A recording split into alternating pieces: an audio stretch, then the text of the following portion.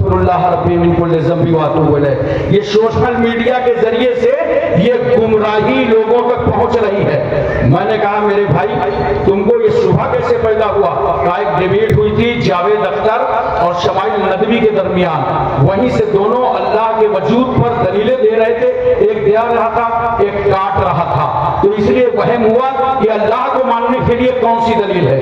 اب میں آپ کو بتاؤں گا، سنو بہت غور سے میری بات سننا۔ اللہ تعالیٰ اتنے بڑے مجمع کو گمراہی سے بچائے گا اور میرا پیغام جہاں تک ہو وہاں تک پہنچا دینا۔ اللہ کو ماننے کا ذریعہ ہے کیا؟ اللہ کو کیسے مانا جائے گا کہ لا الہ الا اللہ، اللہ کے سوا کوئی معبود نہیں ہے اور اس کا وجود ہے، تو اسے ماننے کا ذریعہ کیا ہے؟ نوٹ کرو، اس کے ماننے کا ذریعہ عقل نہیں ہے۔ عقل کافی نہیں ہے کہ اللہ ایک ہے آپ عقل سے مان لو، کیونکہ اگر عقل کافی ہوتی تو دنیا کے تمام عقل مند مر گئے، یہ گمراہ ہو کے نہ مرتے، یہ ہدایت پا کے مرتے۔ تو اللہ کو ماننے کا ذریعہ عقل نہیں ہے، اور سنیے اللہ کے وجود کو ماننے کا ذریعہ علم بھی نہیں ہے، علم بھی نہیں ہے، ورنہ شیطان کو کتنا علم تھا، وہ کیوں گمراہ ہو گیا؟ نہ عقل ہے نہ علم ہے۔ ذریعہ صحیح ڈھونڈو، اللہ کو ماننے کا ذریعہ کیا ہے؟ سنو، لا الہ الا اللہ دعویٰ ہے اور محمد رسول اللہ دلیل ہے۔ ارے زور سے بولو سبحان اللہ، پیار سے بولو سبحان اللہ۔ ہمارے آقا نے بتایا ہے کہ اللہ ایک ہے، بس ہم نے مان لیا ہے۔ دیکھو ذریعہ صحیح ہونا چاہیے۔ میں کہوں ایسا کرو بھائی، مجھے ذرا بخار ہے، کوئی ڈاکٹر ہو مجمع میں تو میرا بخار چیک کرو، تو اس نے تھرمامیٹر کے بجائے جانتے ہو کیا لے لیا؟ مسواک لے لیا کہ حضرت ہیں عالم ہیں، لاؤ مسواک ڈال کے بخار چیک کر دیں، بخار چیک ہوگا؟ لوہا اور لکڑی منہ میں ڈال دو اس میں بخار چیک ہوگا؟ کیوں؟ یہ ذریعہ غلط ہے۔ آپ نے کپڑے دیے کہ جاؤ لانڈری میں دھلا لاؤ، وہ دھلانے کے بجائے تنور میں ڈال دیتا ہے، دھلنے کے بجائے کپڑے جل جائیں گے۔ کیوں؟ ذریعہ غلط ہے۔ اس لیے خدا کو ماننے کا ذریعہ کیا ہے؟ اللہ تعالیٰ ارشاد فرماتا ہے قد جاءکم برہان من ربکم، اللہ کی طرف سے تمہارے پاس رسول دلیل بن کر کے آیا۔ تو یاد رکھنا لا الہ الا اللہ دعویٰ ہے اور محمد رسول اللہ دلیل۔ بس ہم کیوں مانتے ہیں؟ اس لیے مانتے ہیں کہ رسول نے بتایا اللہ ایک ہے۔ بولو محبت سے سبحان اللہ۔ ہمارے پیغمبر نے بتایا ہے، اب کسی کی نہیں سننا ہے، اب یہ سننا ہے کہ ہمارے رسول نے بتایا کہ اللہ ایک ہے، اللہ ایک ہے۔ دیکھو ذرا ایک بات اور سنو، سرکار صلی اللہ علیہ وسلم جب معراج کے لیے تشریف لے گئے تو پیغمبر صلی اللہ علیہ وسلم نے جنت کا مشاہدہ فرمایا اور جنت دکھایا خدا نے، محبوب آؤ۔ کیوں؟ اس لیے کہ جنت کے بدلے میں اللہ نے مومنوں کی جان و مال کو خرید لیا ہے۔ بولو سبحان اللہ۔ تو میرے محبوب آؤ، اپنے غلاموں کی بلڈنگیں دیکھ جاؤ، اپنے غلاموں کے محل دیکھ جاؤ، اپنے غلاموں کی عمارتیں دیکھ جاؤ، اور ہم نے خریدا ہے جنت کے بدلے میں، تو آؤ مصطفیٰ خریدار کو بھی دیکھ جاؤ۔ سرکار صلی اللہ علیہ وسلم نے جہنم کا بھی مشاہدہ کیا۔ بڑے پڑھے لکھے لوگ بیٹھے مجمع میں، ذرا غور کیجئے، جب جہنم کو دیکھا پیغمبر نے تو کیا دیکھا کہ ایک قوم ہے اور وہ گرم گرم پتھر کھا رہی ہے۔ کیا کھا رہی ہے؟ ایک تو پتھر اور دوسرے گرم گرم پتھر کھا رہی ہے۔ جبریل یہ کون لوگ ہیں؟ کہا یا رسول اللہ صلی اللہ علیہ وسلم یہ وہ لوگ ہیں جو اپنے مال کی زکوٰۃ نہیں ادا کرتے تھے۔ توجہ کیجئے، تمام عمرہ یہاں بیٹھے ہوں گے، اپنے اپنے مال کی زکوٰۃ ادا کرو۔ زکوٰۃ دینا ایسا ہی فرض ہے جیسے روزہ فرض ہے، نماز فرض ہے، حج فرض ہے، ایسا ہی زکوٰۃ دینا فرض ہے۔ جب انسان اپنے مال کی زکوٰۃ نکال دیتا ہے تو اس کا مال اللہ کے قلعے میں محفوظ ہو جاتا ہے۔ اور دوسری بات سنیے، انداز کے زکوٰۃ نکالنے سے ادا نہیں ہوتی ہے۔ آپ کا جو بہت بانٹا، خوب بانٹتے رہتے ہیں، ہم تو دے دیے، اتنی ادا ہو گئی اتنی ادا ہو گئی، تو اندازے سے زکوٰۃ نہیں ادا ہوتی۔ زکوٰۃ کا پورا حساب کرنا پڑے گا کہ آپ کے پاس کتنا مال ہے۔ مثال کے طور پر تمام مال میں 1 لاکھ روپے آپ کے پاس آیا، اس میں زکوٰۃ نکالنا ہے، تو اب 1 لاکھ میں نکالنا کتنی ہے؟ 2.5%۔ کتنی نکالنا ہے؟ ذرا غور کیجئے، جس پروردگار عالم نے آپ کو 1 لاکھ کا مالک بنایا ہے وہی خدا کہہ رہا ہے कि इसमें से 2500 निकाल के मेरे गरीब बंदों को दे दो। वो तुम्हारा नहीं है। ज़कात जरूर अदा करो मुसलमानों, याद रखो ज़कात दो। अगर आज हर मुसलमान ज़कात देने लगे तो भारत की गरीबी खत्म हो जाएगी। याद रखना, कोई गरीब नजर ना आएगा, कोई पड़ोस में मोहल्ले में नंगा और भूखा नजर ना आएगा अगर हम और तुम ईमानदारी से अपनी ज़कात अदा करने लगे। और नहीं अदा करोगे तो देख लो, गरम गरम पत्थर वो कौन खा रही है, अजाब मिल रहा है। आगे बढ़े पैगंबर, तो पैगंबर ने देखा एक कौम वो है जो खून की नदी पर खड़ी है। कहां? खून की नदी पे खड़ी है और वो भी पत्थर खा रही है। जिब्रील, ये कौन लोग हैं? कहा या रसूल अल्लाह सल्लल्लाहु अलैहि वसल्लम, ये वो लोग हैं जो सूद खाते थे। याद रखो, हर रमर रिबा, अल्लाह ने फरमाया सूद हराम है। जोर से बोलो, सूद हराम है। कतई सूद न खाना, वरना तुम्हारे सेहत की बरकत, तुम्हारे कारोबार की बरकत, तुम्हारे बिजनेस की बरकत चली जाएगी और तुम्हें जहन्नम में अज़ाब होगा। तो सूद हराम, तवज्जो है ना। उसके बाद सरकार सल्लल्लाहु अलैहि वसल्लम ने क्या देखा? एक कौम और है जो लोहे की कैंची है। तवज्जो कीजिएगा, ये हम लोगों के लिए है। लोहे की कैंची है। हम लोगों को कितना सुधर के इस दुनिया में रहना चाहिए।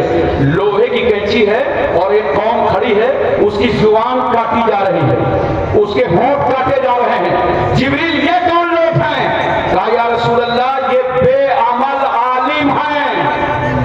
इन्होंने इल्म तो हासिल किया था मगर उस पर अमल नहीं किया। तो हमारे जितने यहाँ उलमा बैठे हैं, मैं इनसे गुजारिश करूंगा, मेरी आवाज जहां तक जा रही है उनसे गुजारिश करूंगा कि याद रखो, जितना भी अल्लाह ने तुम्हें इल्म दिया है उस इल्म पर अमल करो, और अगर अमल नहीं करोगे तो फिर जहन्नम के अज़ाब के लिए तैयार हो जाओ। चौथी कौम को अल्लाह के रसूल सल्लल्लाहु अलैहि वसल्लम ने देखा। पैगंबर देखते क्या है कि एक तांबा है, तांबा, और उस तांबे के नाखून बना दिए गए हैं उनके, और तांबे के नाखून बड़े बड़े हैं और वो लोग अपने जिस्म को जख्मी कर रहे हैं, चेहरे पे मार रहे हैं, सीने पे मार रहे हैं। जिब्रील, ये कौन लोग हैं? मैं तवज्जो चाहता हूं। जिब्रील, ये कौन लोग हैं? कहा या रसूल अल्लाह सल्लल्लाहु अलैहि वसल्लम, ये वो लोग हैं जो मुसलमानों की गीबत किया करते थे।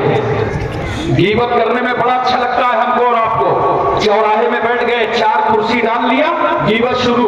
बोलो, कमरे में बैठ गए, गीबत शुरू। ऑफिस में बैठ गए, गीबत शुरू। मैं बड़ी गारंटी से कहता हूं कि जिस ऑफिस में, जिस चौराहे में, जिस घर में, जिस मकान में गीबत की जाएगी, अल्लाह ताला उसकी बरकतों को उठा देगा।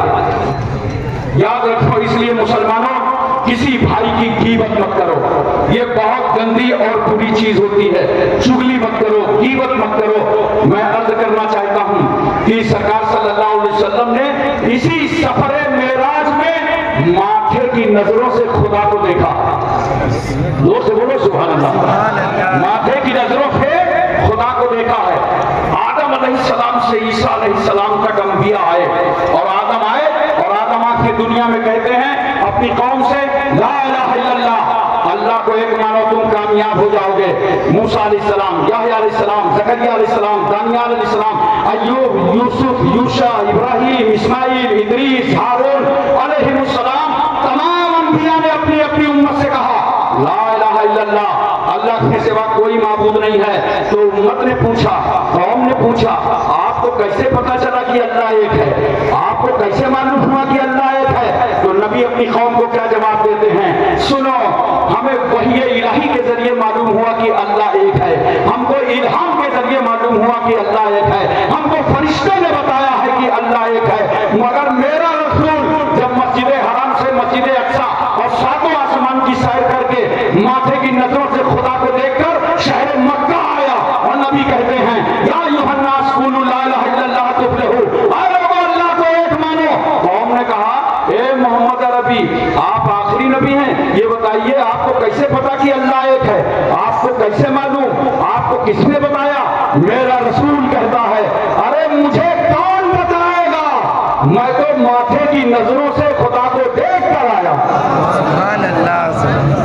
एक देखने वाले का कहा मान लिया है, हमने तुझे बिन देखे खुदा मान اس لیے اعلیٰ حضرت فاضل بریلوی فرماتے ہیں اور کوئی غیب کیا تم سے نہا ہو بھلا جب خدا ہی نہ چھپا تم پہ کروڑوں درود۔ سبحان اللہ۔ اس لیے دوستو میری ایک آخری بات سن لیجئے کیونکہ اس میں ٹائم کم رہتا ہے، مگر میں نے وہ باتیں رکھ دی ہیں جو آپ کی پوری زندگی میں کام آنے والی ہیں۔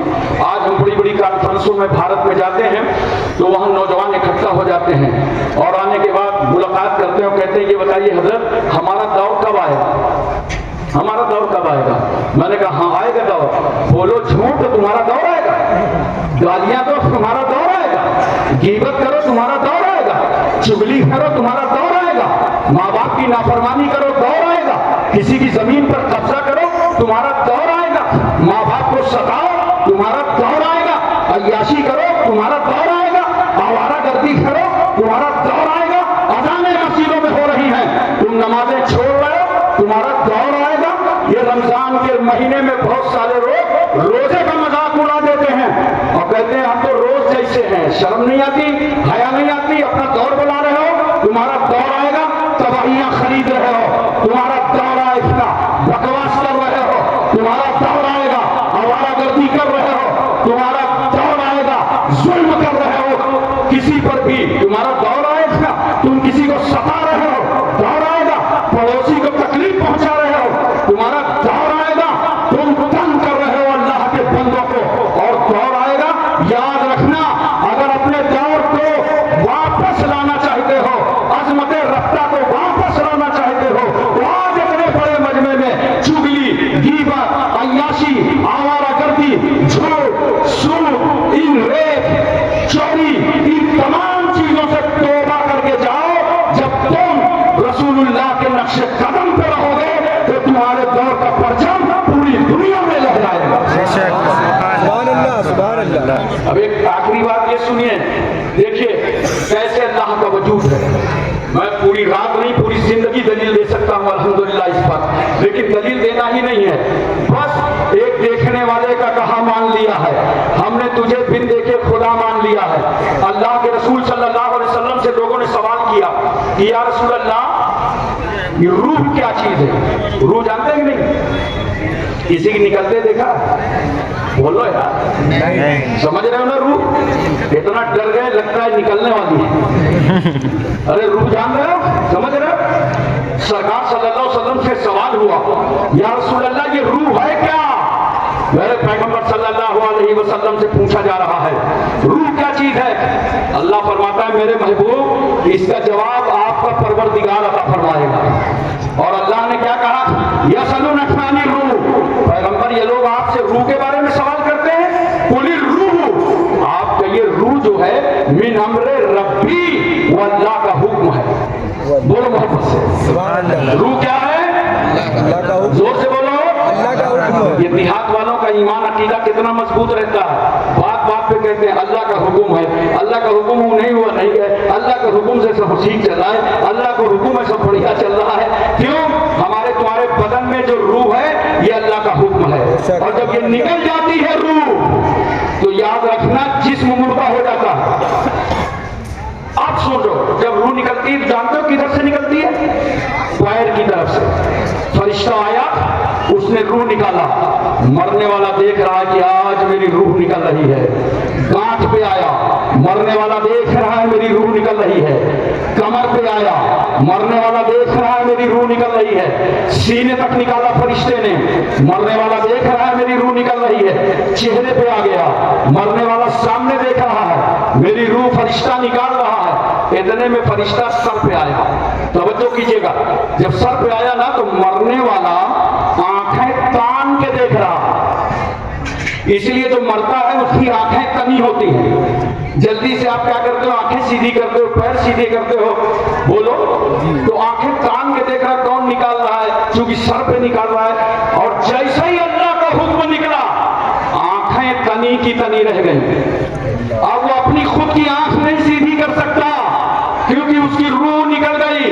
اب مجھے محبت سے بتاؤ اور سمجھاؤ کہ روح جسم میں ڈالنے والا کون ہے اور جوس میں سے نکالنے والا کون ہے؟ میں پورے یورپ کو، ایشیا کو چیلنج کرتا ہوں کہ ذرا ایک آدمی میں روح ڈال کے دکھا دو اور ایک آدمی کی روح کھینچ کے دکھا دو، نہیں کر سکتے۔ یہ صرف شان قدرت ہے جو احکم الحاکمین ہے، رب الارباب ہے، قاضی الحاجات ہے، مولا ہے، کبریا ہے، بڑا ہے، کبیر ہے، خالق ہے، ہمارا پروردگار ہے۔ جب روح ڈالی بھی جا رہی ہے اور روح نکالی بھی جا رہی ہے، اس کا مطلب یہ ہے کہ اللہ کا وجود بالکل ہے۔ کبھی تو روح ڈالی بھی جا رہی، روح نکالی بھی جا رہی۔ اس لیے آخری بات یہی ہے کہ سوشل میڈیا پر حساب سے دھیان دیجئے۔ سورۃ فاتحہ پڑھتے ہو نا، اس میں ایک آیت ہے انعمت علیہم، ایک ٹکڑا ہے جس کا معنی ہے کہ اللہ تو نے انعام فرمایا جن پر، ان کے راستے پہ ہمیں چلا۔